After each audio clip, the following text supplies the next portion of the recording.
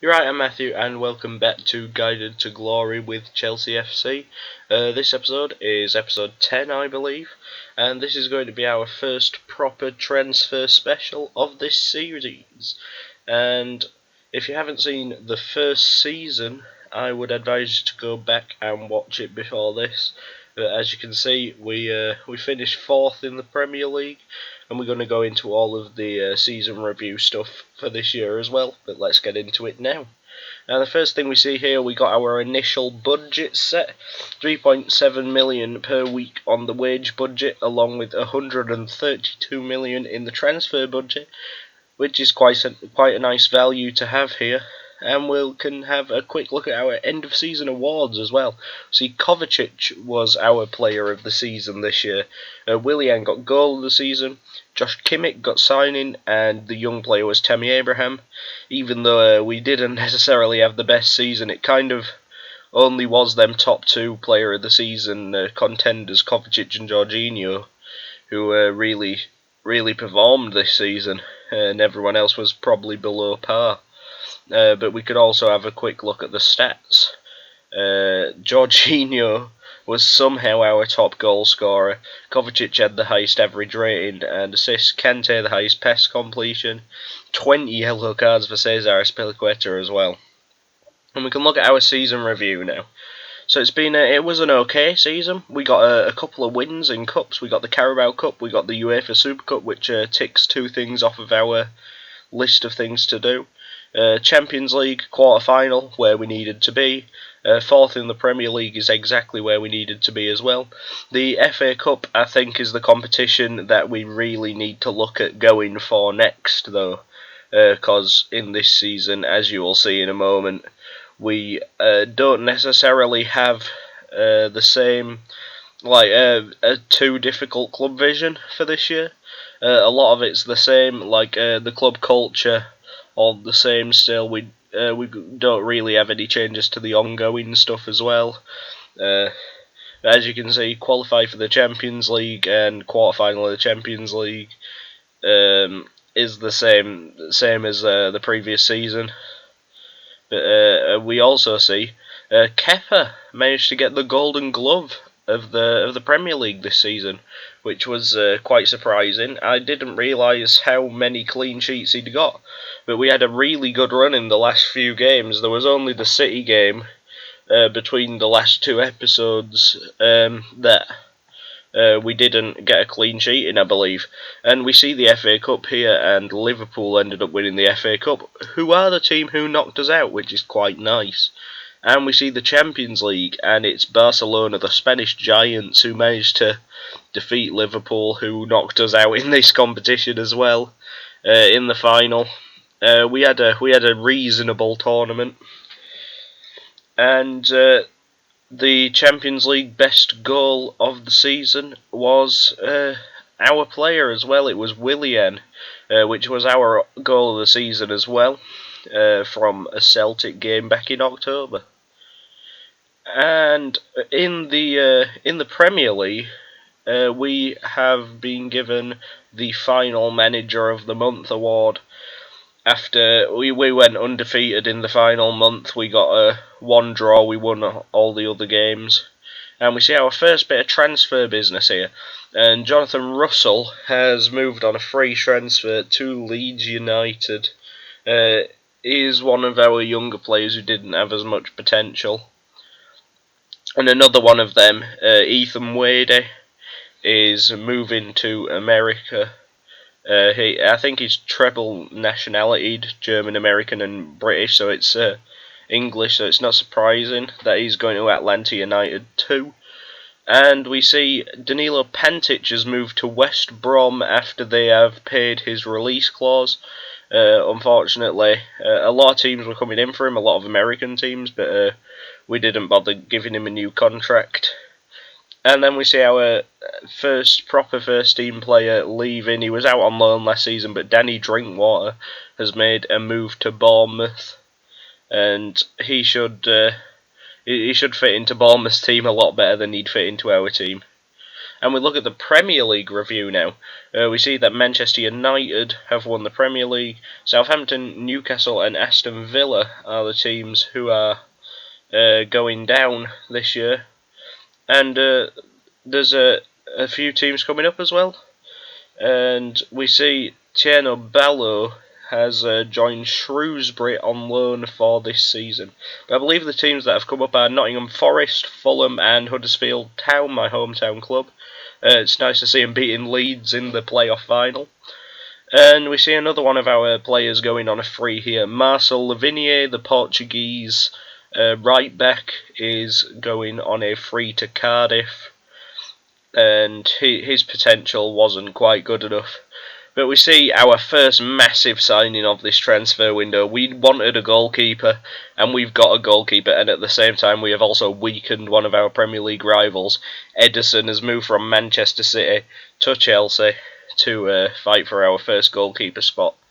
And now we see Tariq Uwakwe, the Nigerian central midfielder, has gone out to Torquay on loan for the season. And then following that, we've got another free transfer leaving.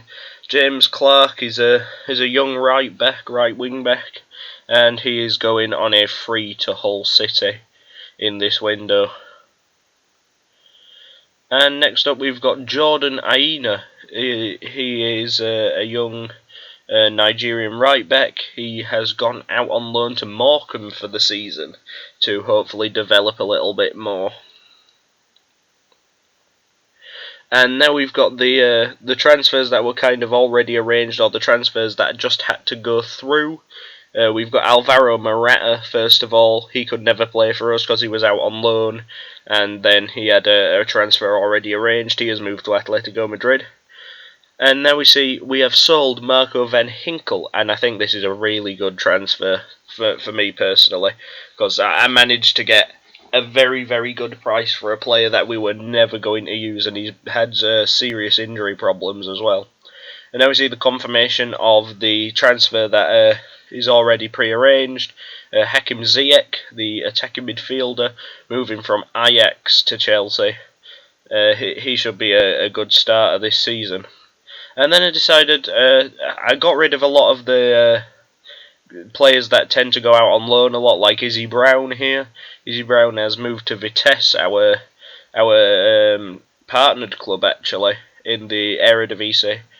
We also see Mario Pasalic has gone for a fee up front of 20 million, rising to 27.5. If all the different stipulations come through, and he has gone to Bayer Leverkusen, and he'll probably have a better time there than here, because I believe we have better central midfielders than him at this club. And we've got a contract signing here. Ethan Ampadu, the young Welsh defender, has a very, very good potential ability. He has signed a new contract of 27k per week until 2024. It's a very good contract for him. And now we see Matt Miazga. We managed to get 12 million for the American centre-back, which I was really happy about. I did not expect us to get that much for him. But he's gone to AZ Alkmaar in the Eredivisie in the Netherlands. I think that's a very positive signing for them.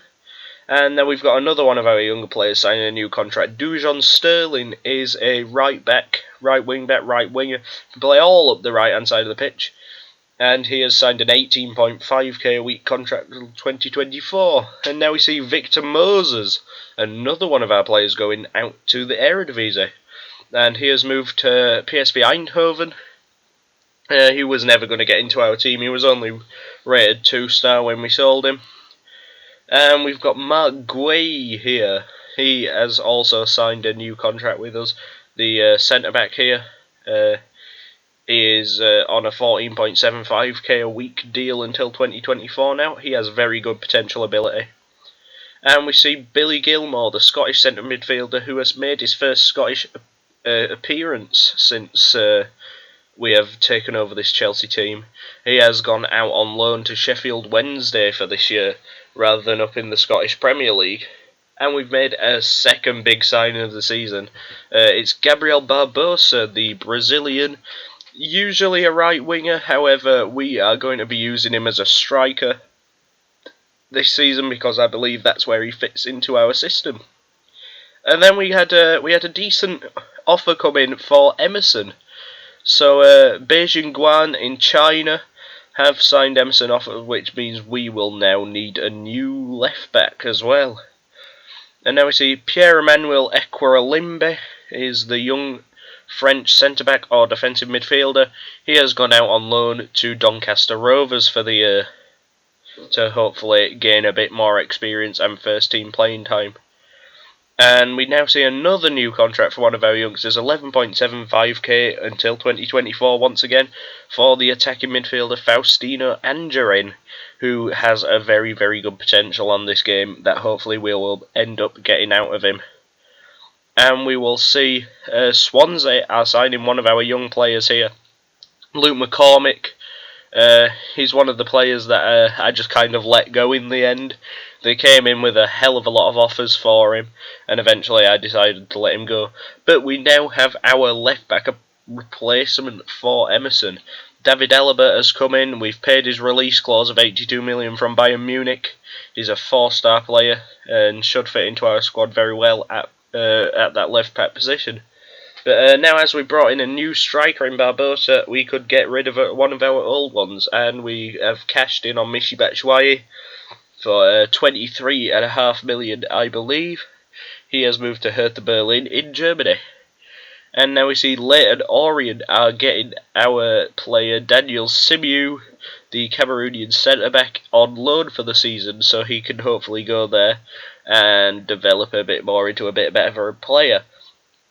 And we also see another loan deal. Carlos Ziga, the Croatian goalkeeper, has moved to Rochdale for the season, so he can go and get a bit more experience as well. And now we see another one of our players that we're never going to use leaving to the Eredivisie. We got Charlie Musonda here, has moved to AZ Alkmaar to join one of our other players. I've already forgotten who it was.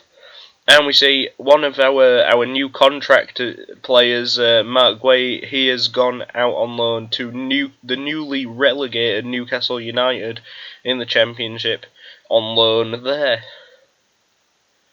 And we see another one of our young players leaving here, Lewis Bates, 17-year-old central midfielder.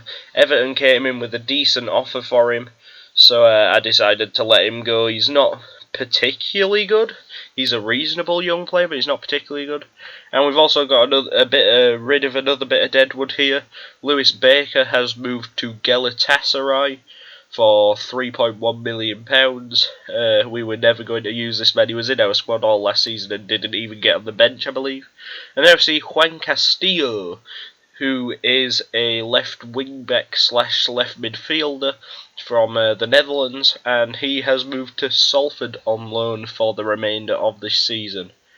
And another loan to follow that one up with, Armando Broja, who is a young striker. I believe he is dual nationality between English and Albanian. He has gone out to Bolton on loan. And finally, we will have a quick look at our pre-season. We got a few good wins in there. We got a draw against Inter Milan, and the first game we lost against DL Pro in China. But it was a reasonable pre-season. But that is going to be the end of this transfer special. So in the next episode we will play the opening 2 games of the season. But for now, that's all from me. Cheers for watching, and goodbye.